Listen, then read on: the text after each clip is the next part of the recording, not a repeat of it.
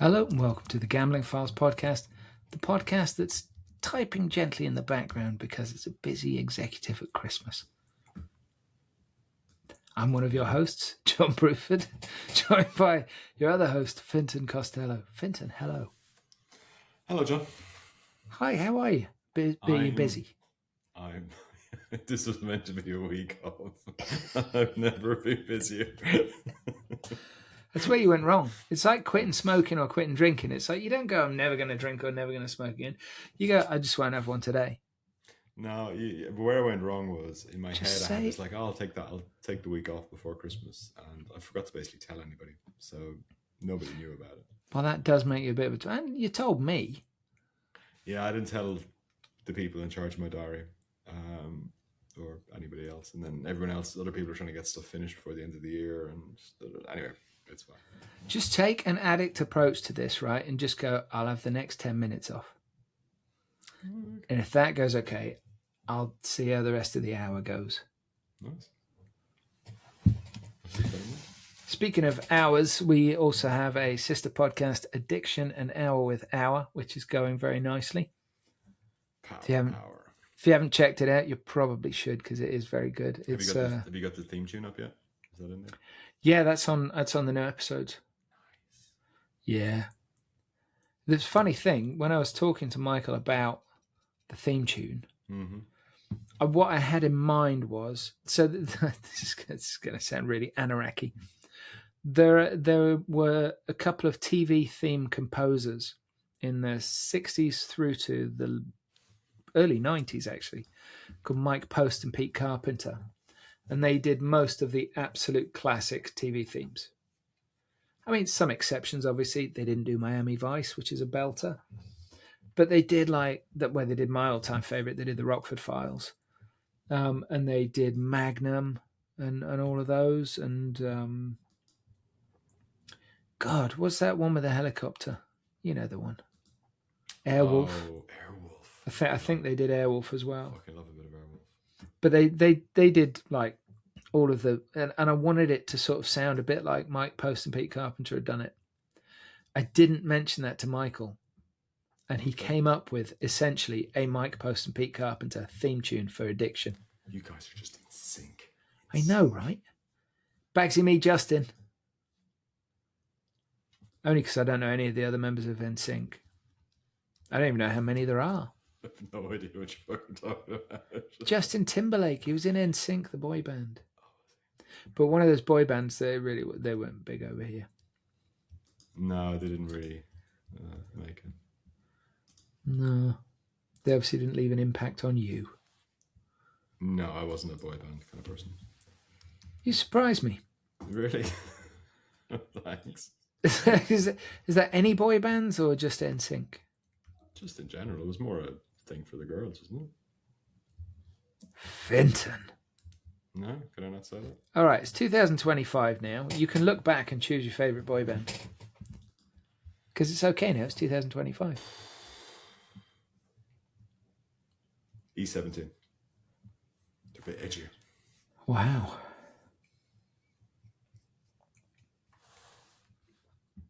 Do you know, a girlfriend of mine, when I was younger, she bought me an E17 picture disc because they had a fantastic song called Steam. Great tune. And she bought me that for my birthday, actually, I think it was. And they had one of the more memorable Christmas number ones in the UK. Stay now. Still charts. Yeah. That song it had. Do you know what? It brought a tear to my eye the other day, and there were no onions involved. Because I remember I was reading about the guy that wrote it in E17, a guy called Tony Mortimer, and he was interviewed later after it was a big hit, and he said it was written for a friend of his whose dad had died, and it's about just wanting to stay for a little bit longer. That's nice. And when you hear it in that context, it's actually a really lovely song. Yeah. But it came on the radio the other day, and a friend of mine's dad's just died. And it just and you know, gets you thinking about your own circumstances and all that as well.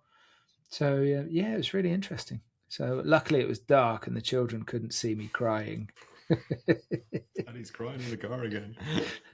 Daddy, you're in the wrong lane. Yeah. Why are all those cars coming towards us? Joe, take the wheel. So, we said this was going to take 10 minutes. It is going to take 10 minutes. We've only taken 5 minutes and 19 seconds. Okay.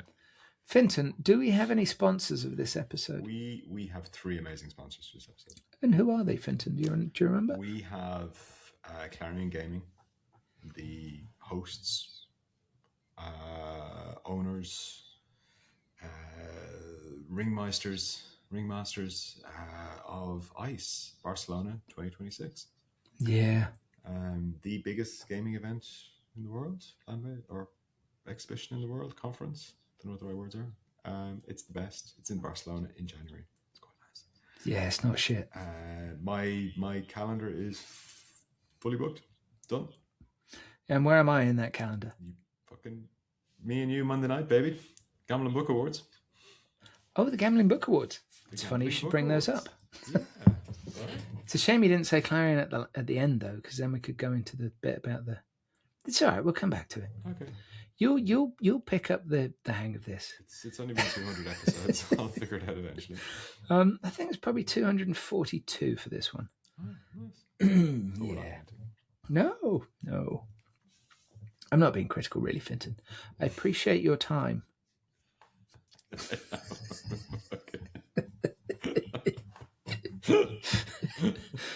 I just gave you a participation medal. Fintan, you showed up for some of them. No, you've been here for way more than half.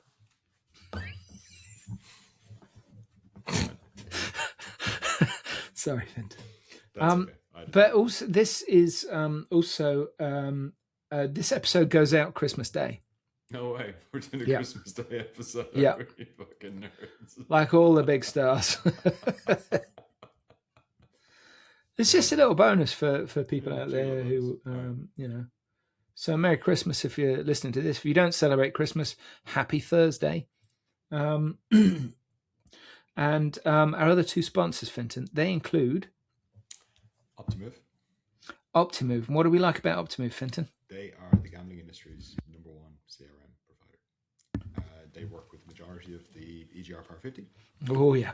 But it's not just the big guys. They'll also No. work with all the guys. Yep. They can work with anybody. Their tech is scalable. It works if you've got big data, if you've got small data. They make it work because they've been doing AI before it was cool. They were doing it before it was even called AI. It was just called equations and algorithms and machine learning. So they're brilliant. They're brilliant for a reason. They'll be at ICE for sure. In Force, there'll be a link in the show notes. Click it, book a demo, get a first month free. Tell them we sent you. Because ad renewals are in the air, so it's true. Click the link, book a demo, help the podcast, save us, please. That's correct. We also have a business that when I describe them, people say to me, "Oh, what are they like?" I just say to describe them in a sound, it would be. That is EveryMatrix, who, it's well established, are delivering advanced turnkey platform technology to the global regulated iGaming and lottery industries with outstanding results. Wow. They're powering the world's biggest brands. They're solving your biggest challenges. They're taking your business to the next level because with EveryMatrix, everything is possible. And I'm not just saying that. So those are our sponsors for 2025, and it's been lovely having them on board. Great, very appreciative. Yeah, we really are, because it does make this possible because it does take time. We can't all be more time for some people than others. Yeah, It does take time. We can't all be big shot directors, can we? So this episode it's a bonus episode, and it is a conversation with a lovely guy, and I was really excited about doing this one. Markus Heitz, author of The Devil's Playbook. It's there. It's heavy. Look at how many pages it's got. The Devil's Playbook, which is it's like a thriller, a horror thriller about a deck of cards that the devil may or may not have made, and a game called Superior. And I'm like about a third of the way through, and I'm really, really enjoying it. It's nicely bonkers. It's beautifully written. It's a really immersive book. I'm enjoying it an awful lot. And yeah, so Marcus is, in fact, now definitely, this is the last of the author podcasts for the Gambling Book Awards long list. Yeah. So have a listen. Marcus talks a bit about history. He talks about his goth leanings, which the two things are tied very closely together. He's a very smart, very knowledgeable guy, and for somebody who claims to not speak very good English, he fits more puns into a conversation with us than I think we've done all month. Easy. Yeah. But check out the episode. Check out the Gambling Book Awards at www.gamblingbookawards.com. We are presenting the inaugural awards during the European Casino Awards, held after ICE on the first day of the event on January the 19th, just down the road in... I can't remember the name of the hotel. Can you remember the name of the hotel? Fear? No. It's Grand Fear? No, Fear of Heights? Fear of Heights! See what I did in Markus Heitz? It's the author, Fear of... Yeah, I'll get my coat. Oh, I can't find it. Hang on. Well, I can find it. Here it is. Renaissance Barcelona. Fear Hut. Yeah, it was Fear Hut. Okay, yeah. Yeah, the Renaissance. So the Renaissance is to Marriott, I think. Nice. Yeah, it should be really nice. Sweet. Should be very, very nice. And we'll be there. And the 4 shortlisted authors will be there. And some of the judges as well, I believe. Yep, some of the judges will be there as well. So we are quite excited. But the shortlist is announced. I think it's January the 5th, and exciting times between now and then. So, gamblingbookawards.com. Markus Heitz is the author of The Devil's Playbook. Go visit our sponsors. Support your local independent podcast, because who is going to annoy everybody if we're not here? Exactly. Welcome to this week. Actually, it's another week with 2 episodes of the Gambling Fast, because this is a special bonus Christmas episode, no less. Joined by an author from one of the books on the Gambling Book Awards, and this I've been really excited about, because we had to chase him to get him to come on, but I'm really excited because the book's really good. Yay!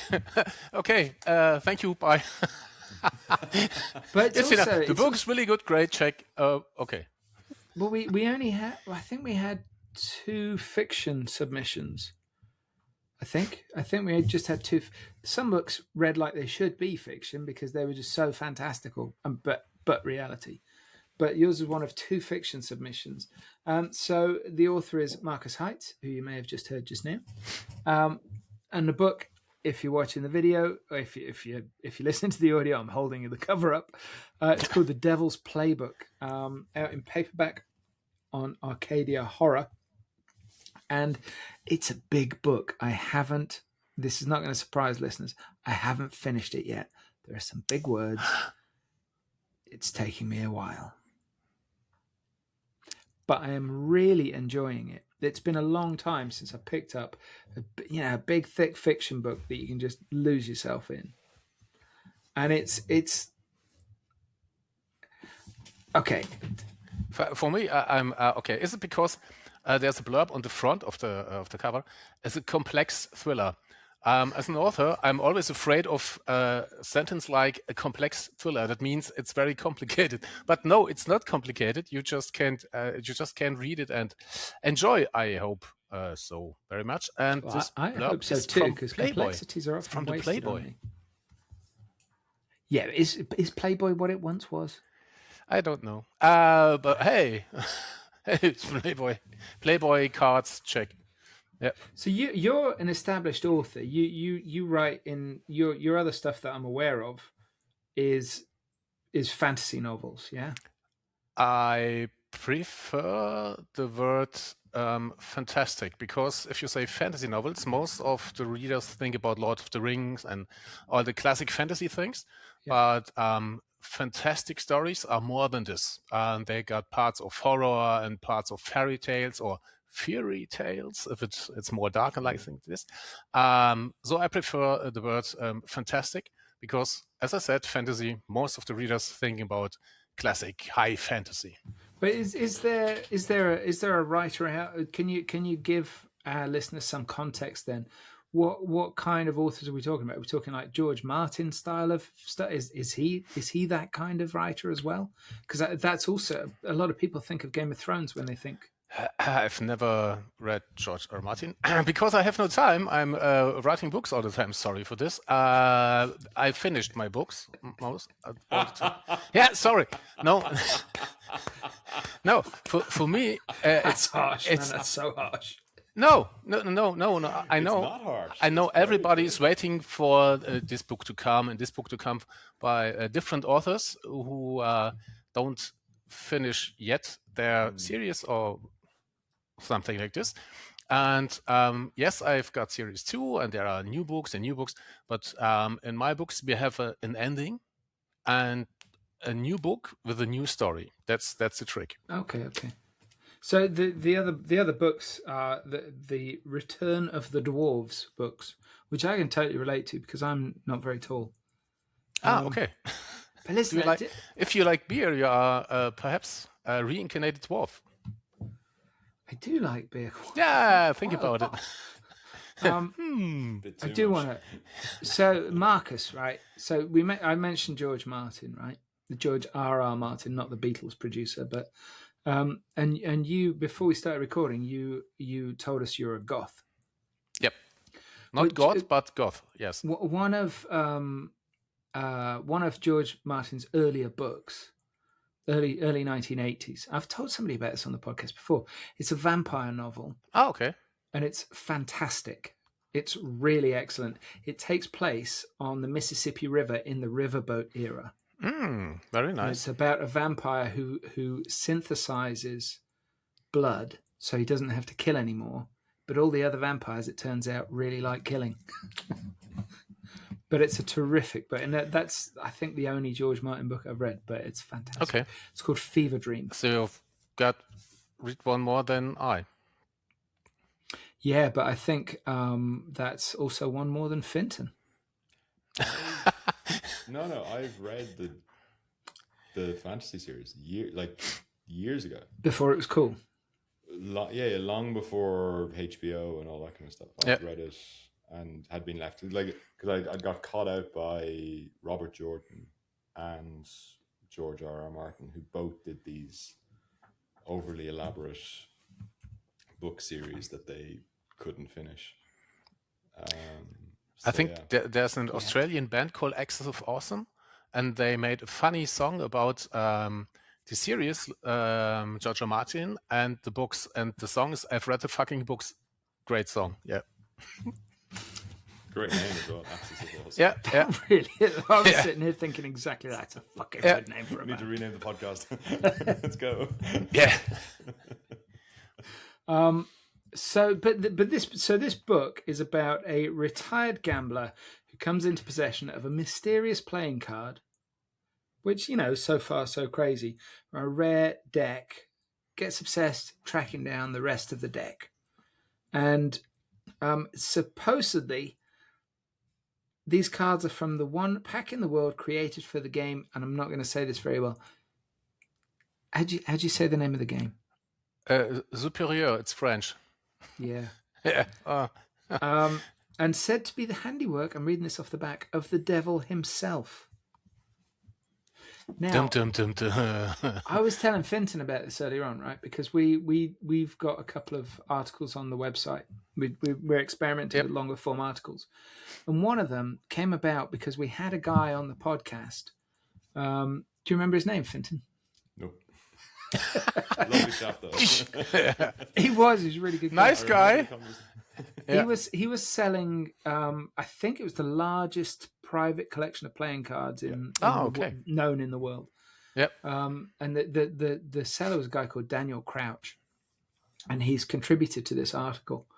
And it just goes into the whole history of playing cards, the origins of tarot, and all of that sort of jazz. And I've got this article so in the back of my head when I'm reading your book.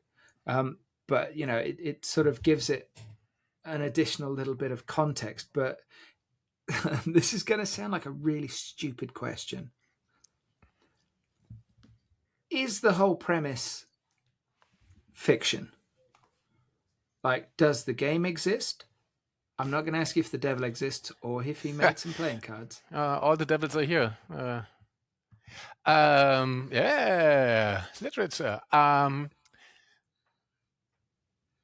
This kind of card game, superior in French, I just invented because I thought if I'm writing a book about a card game, so I need the card game. Perhaps some people want to play this game, so I invented the game, which the people are playing in the book, and yeah, that's the trick. I've got here a deck by my own. I let it. Here you can see that's the death card. The Ace of Spades. That's an Ace of Spades. That is nice. Yeah. Oh, shit. And the whole thing was about, I studied history, German history and German literature. You don't have to study anything to write books. That's for sure. But for me, I like study history because history is full of stories. And I like playing cards, and I have lost a lot of games. And I thought by myself, when did the people start playing cards? And that's the trick with most of my books. I think about where are the origins, where are the card gaming coming from?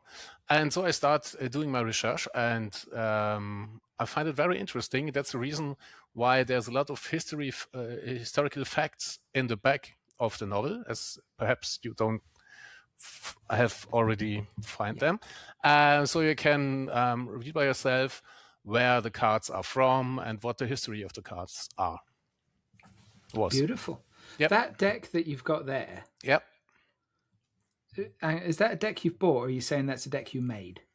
I let it not by myself. I'm very lucky that I have some talented writers and not writers, drawers, artists. People, artists. That's the word I'm looking for.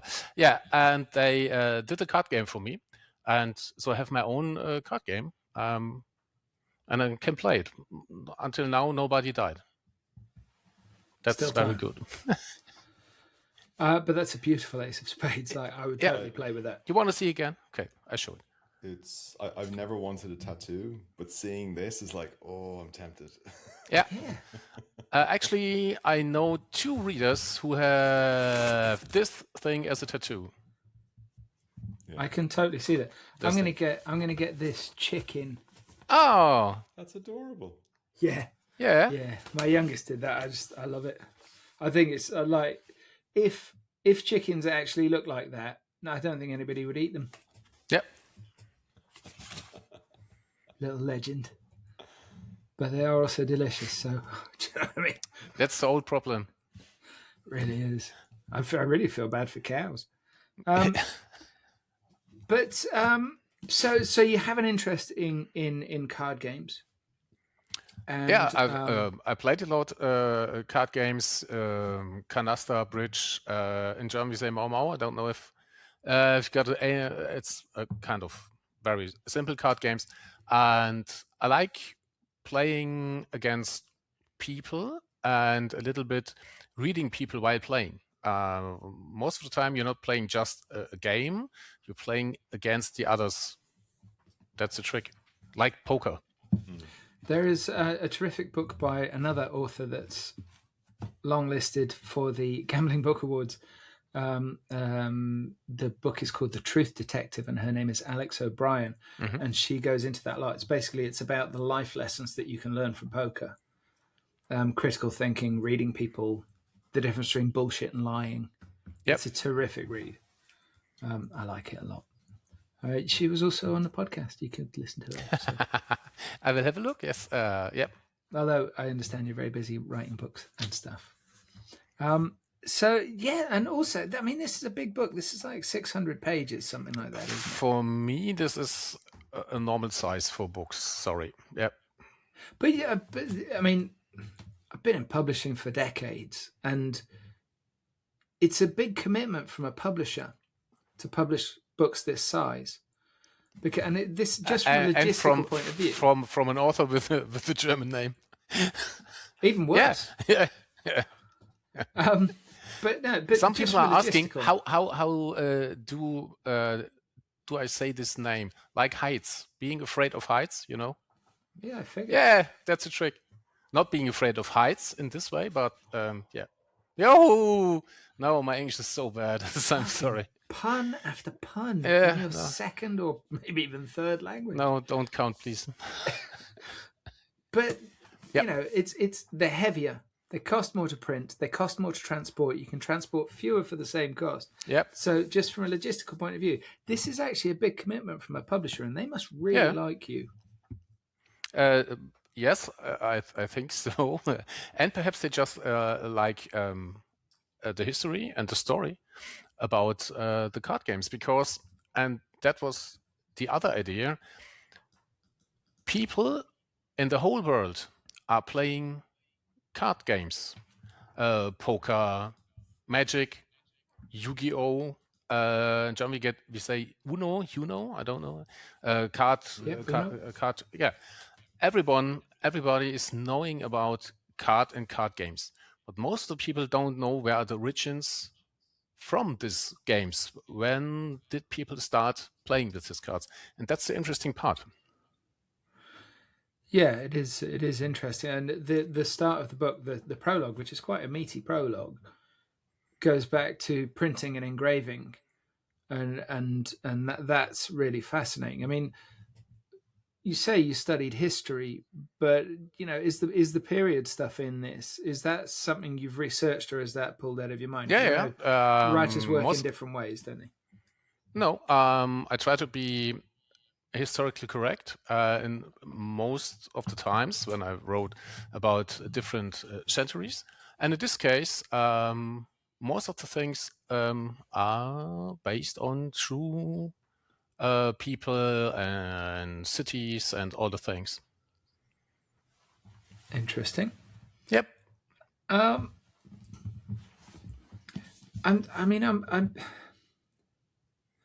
It seems such a. It's a really unusual topic, right? It's obviously there are a lot of books about tarot games, the curse of tarot and all the things, and I thought, I know, but how about card games, playing card games, cursed cards? I don't know if you have found the song. I as you say, I know some artists and I know some musicians, and I forced one of them by money to do a great song about the Devil's Playbook. It sounds a little bit like a Bond song. That was the intention of this thing. It's called Cards. And if you look, and if you look on YouTube, Superior, you can find with Cards the song, also with a video, bam, with a Bond girl. I'm just making a note to go and find it, and if I can find it, we're going to put the link to the video in the show notes. Brilliant. Because that's pretty wild. But you say there's a lot of stories about tarot, but they're not 600 pages. Yeah, I mean, this is an epic story. This is told with scale and with there's a confidence needed to pull off a 600-page book. There is a not from the reader, but I have to feel that confidence in the author that they're saying just fucking come along for the ride. Yeah, I promise it'll be fun, but you don't know where this is gonna go. Yeah, that's a trick. It's not the first book from me with historic theme or anything like this. So I know what to do and how I do it. And I guess my publisher knows this already, and he said, okay. And the topic still is also interesting for many people. And here we go. Presumably, and again, could be a stupid question, might not be. No. Presumably, when you write initially, you write in German. Yep. As you can hear. Is this really? Do I have an accent? Nein! Oh, okay. But I'm assuming somebody translates for you. Yeah. But how involved are you in the translation? Do you have any involvement with that at all? Her name is Sophia. I guess the name is in the front of the book somewhere, and she's right now translating the next book for me. Perhaps? Is that about a haunted Connect 4 game? No. But hey, there's an idea. Take some notes. Yeah. Sophia Nayakshin. Yeah. Great surname. Yes. She's right now translating a next horror thriller for me, and it will come out next year as an ebook. This was the commercial part. Now back. But hang on, before you get there, what's the next book about? The next Death DNA, like death and DNA. Death DNA. In German, it's already published, and it will come out next year. By myself, we call it self-publishing. You too, I guess. Oh. Yeah, because I'm writing faster than the publishers can publish. So I do it by myself. I don't know how you feel about this, but sometimes I read self-published books and I just think to myself, Jesus fuck, this could have used an editor. Yes, I have editors. There are editor and some spell checker and all the thing like professional book, because I'm professional author. And after this, it will be published by myself, but already with editing and spell checking and the whole thing. Yes. Okay. Yeah. Translating Devil's Playbook. We wrote some emails while translating with some questions, and there was some questions, some pages of questions. Because, as you said, sometimes it's complex, and so I do a little help while translating in explaining this, or this. Okay. Are there rules for superior in the book? Oh, I don't know. Because I'm just wondering if any of our casino operating listeners might want to license it without killing their customers. Yep. I don't know. Actually, I don't know. In German, we got them printed in, but I don't know if we did it also in the English version. Okay. The deck of cards that you've had made there, got to ask this. Did you get those printed by a card maker, or were they just printed, nice printed? Or are they the originals? No. If I would have the originals, I wouldn't touch them at all. These are just made by a printer, not a card maker. I just have to show it again. So beautiful. That's so beautiful. Beautiful. Yeah. That is beautiful. I'm pretty convinced we can talk Fintan into a tattoo now. I think so. Look, Ace of Spades is my favorite song. It's good. And this was one of the reasons, because I just want to know, what about the Ace of Spades? Why is the Ace of Spades a symbol for death and all the thing? And all you can find this also in the book, the explanation, why the Ace of Spades is a big thing. I blame Lemmy. Yeah, but it was it's hard, but it was before Lemmy also. It was a Vietnam thing, wasn't it? Also in the First World War, there were it's going long back in history. Interesting. Yeah.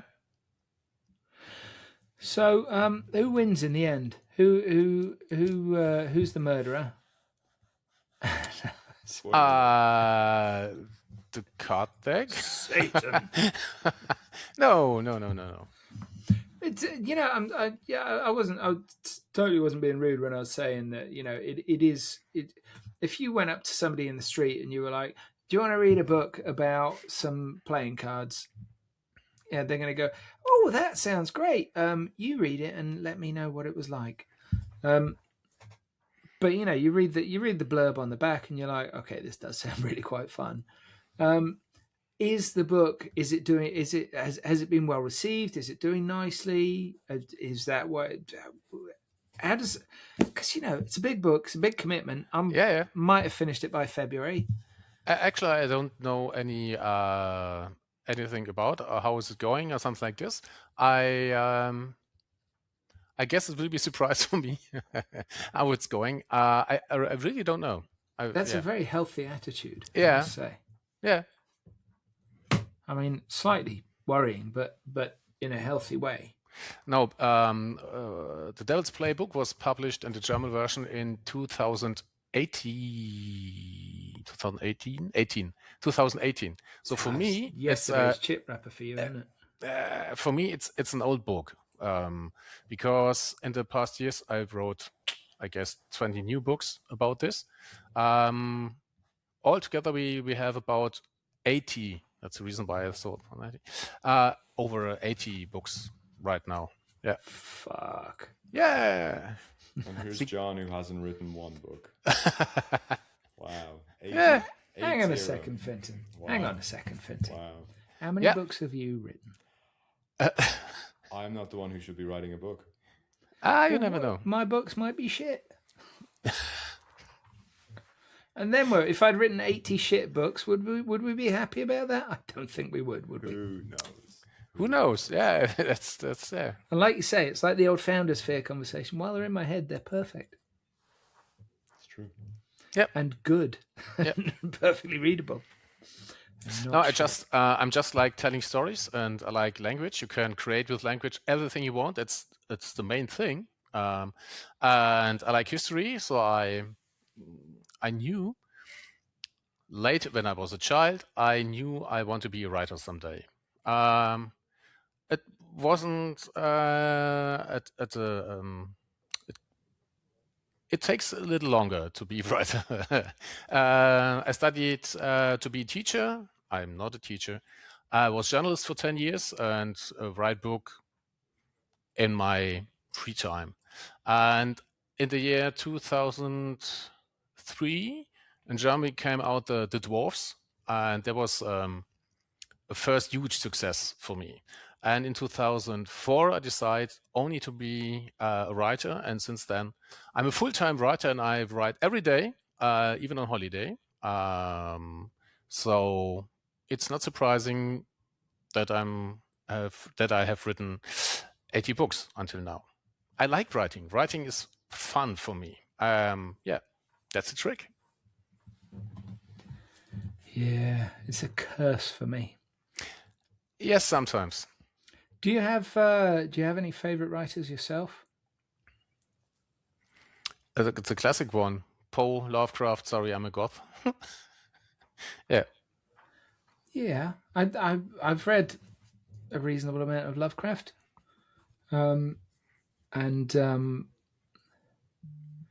yeah, he's a lot of fun. Yeah. Yeah, I was talking to somebody about these recently. Stephen King has written a few stories in the style of Lovecraft, and they actually work pretty well as well. And some of the sort of Salem's Lot prequel short stories he's done are very Lovecraft. Okay. And I stick my neck out a bit here and say I'm pretty sure he's a fan. But then I think most horror or fantasy or fantastical authors probably are. Yeah, for me it was a kind of first contact with other kind of horror, an old kind of horror, but still works, and that's the interesting thing. It's about literature more than 100 20, 30 years old, but still working. You have still shivers if you read the stories, and that's amazing. For me, that's amazing. I think it's really interesting, and like visual artists, like a lot of very significant visual artists, and Van Gogh springs to mind big time. Lovecraft wasn't highly regarded in his time, but his influence is extraordinary. I mean, it's absolutely mind-blowing. Yeah. Not just on writers, like on the screen as well. I mean, there's some fabulous movies of his books. Yeah. My favorite being Reanimator. Oh, okay. My favorite is The Raven with Vincent Price. Very, very old, and the old Hammer horror movies. I like the old Hammer horror movies with all the Christopher Lee and the other guys. I like them very much. Yeah, there was a period of 5 or 6 years where they did Mask of the Red Death and Fall of the House of Usher and all of that as well, and they're actually all really good, and they recycled all the sets for them as well, which is pretty cool. Yep. You gotta love low budget filmmaking. Yeah. But yes, and as you say, you're a goth, so I guess that was a really obvious. Yeah, that's. I'm sorry. Yeah. Okay. Fintan, you're very quiet. What's going on in there? I'm just happy to listen right now. You're the horror zombie fan, and this feels like a Jon interview. There's no zombies at play here. I know, but Markus is a goth, and but doesn't mean he's dead, I'm team vampire. Okay. Yeah, as a goth. So. And I've also written 2 novels, actually only in German, called The Black Queen, translated so, and it's about the history of vampires. Very interesting. No, I'm not believing that vampires are real or something like this. Not a real cliche goth. Sorry for this. But as a historian, I find it very interesting to look where are the roots of this. Some people call it superstition. The law, I guess law. It's the right word. Yeah, law. About this law, and that's amazing too. There has been some incidents in history. They are responsible that we know about vampires. Western Europe, we didn't know anything about vampires just before the year 17 something 31. Yeah, that's 1731. There was an incident, historical. Great. You just have to look for yourself. You will find everything about this. What do I need to Google? Yeah. Let me Google this for you. 1731 vampires. Yeah. But years ago, like 30 odd years ago, I was working in a secondhand bookshop, and I found this really odd book on the shelves, right? And it was all about Countess Bathory. Ah, okay. But it was about her. It was about the social and political context in which she lived. It was about her husband, who's obviously still a Hungarian national hero. And that fascinating period where the borders were constantly in a state of flow because everybody was fighting all the time. We got the Habsburger, we got the Osmanic, Turkey. Today we got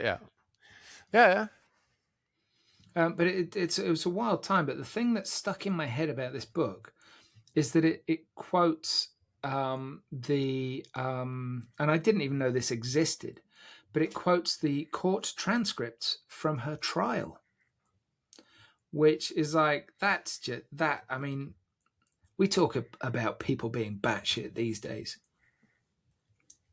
This woman defined batshit. She set the batshit bar so high. I've only met a couple of people in my life that I could properly describe as batshit. But It's an extraordinary book, and it's really dry. It's really factual, but because you're reading these crazy things, Yep. do you know what I mean? It's so Fintan. So she was the wife of a nobleman, but back when noblemen weren't sitting on their asses, they were on the front lines fighting wars.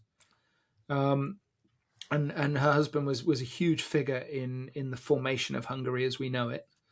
And she was, sitting on her ass at home, bored, almost certainly mentally ill, profoundly mentally ill, possibly, definitely the subject, the result of inbreeding, etc.